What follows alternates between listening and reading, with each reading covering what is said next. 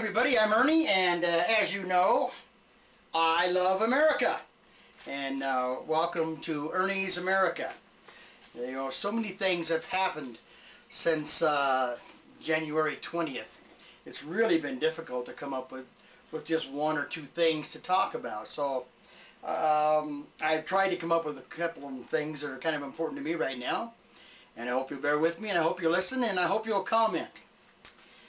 I'd like to know, basically, when in this country did it become acceptable to screw the good and decent, hardworking Americans, the people who really do work for the economy and help this country?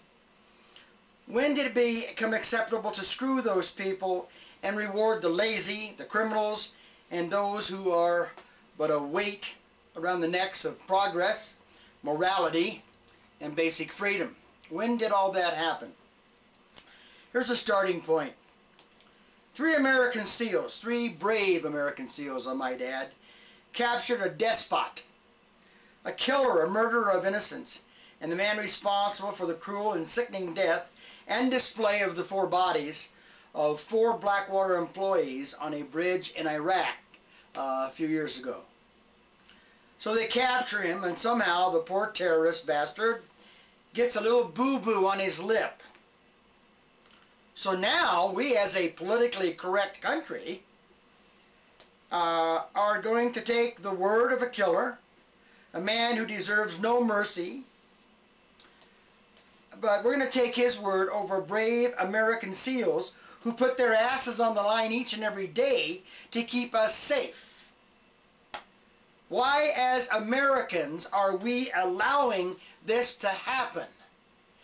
There should be so many emails to that Judge Advocate General, to that JAG officer, that he would be inundated for the next 12 years. Why are we allowing this to happen? I don't know. I know one thing: if I was a SEAL now and I ran across someone like that, I'm afraid he would just be killed during the capture. That would be easiest for the SEAL. Well, I'm sorry, Captain. He fired at us twice and tried to run, and we shot him 40 times.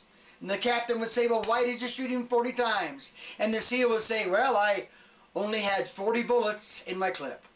That's how I feel about it. This is so unbelievable to me. It sounds like a B movie with a really bad movie plot. It's sickening that that would happen in this country. Can you imagine trying to read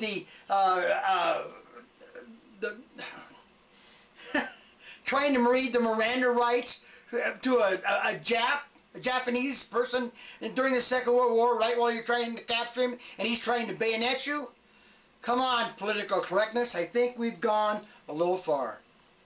And by the way, the only guilty person at the Fort Hood terrorist massacre was and is the radical Muslim piece of crap who fired his guns and killed 12 people and injured scores of others. He's the only one that is guilty.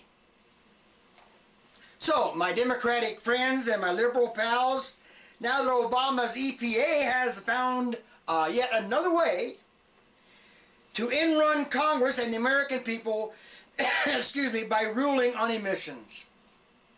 You and I know that this is only a backdoor attempt to gain more power and more regulation on private business, more and more control over everything we as Americans do in our daily lives. Oh, for more Obama transparency.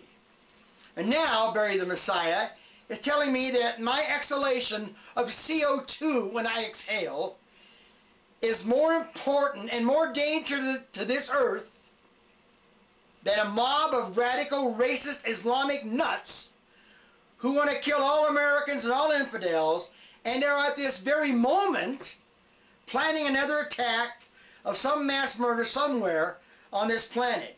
They kill their own people, women, children, clerics, anyone who does not accept Islam, Sharia law, and the killing words in their own Quran. Or as the president would say, Quran. He seems to know how to speak that language and lingo pretty well. We Americans had better get off our butts and do something about this man who would become king. King of the world, I might add. He actually, I think, would like to be the first world president, and that's what they're looking for in Copenhagen, is a world government. He cares very little for America. And when you listen, my liberal friends, to Harry Reid, Nancy Pelosi, how can you, as seemingly intelligent Americans, not be repulsed by not only their presentation, but by their very words and their lies? You would have to do so little investigation to find the truth, to seek the truth, and know what is really, really happening. I don't know why you don't. And I don't know why you continue to follow people like Al Gore, who the world knows as the flim-flam man of all time. Getting rich on your fears and on your backs and spending the very money out of your pockets. Why doesn't this seem to bother you? The money the clowns are spending in Copenhagen right now would go far in digging wells, planting crops, buying books, building schools in some poor third world country in Africa or South America.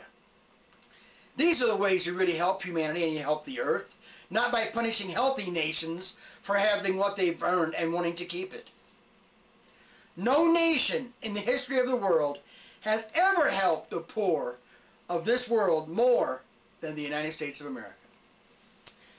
And I'm telling you now, the power must be taken away from the Messiah and all his little liars and tax cheats, from his moral decayed cabinet and his 1,000 czars or so. We need to clean up the whole town of Washington, D.C.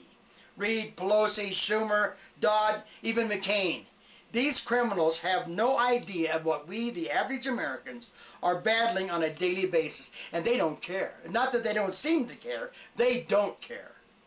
So they need to go out and get jobs. Maybe share the same health care program that they're pushing on us and learn what hardships really are. Michelle needs to cut down on her staff a little. I don't think she needs 30 or so staffers. And she might want to talk to her simple-minded husband and tell him that maybe he needs to keep his ass in the White House once in a while and see if he can't get something done. And they all need to learn one very simple word. It's a little hard to spell, but it's a simple word. Obama and his people need to learn the definition of the word hypocrisy. So give that one a little shot for yourself. Hey, thank you for listening to me, and God bless the United States of America. And one final thought, vote in 2010. Get out, get your relatives, get your friends, everybody. We got to stop this evil crap and this criminal change. Thanks for listening, and I'll see you next time.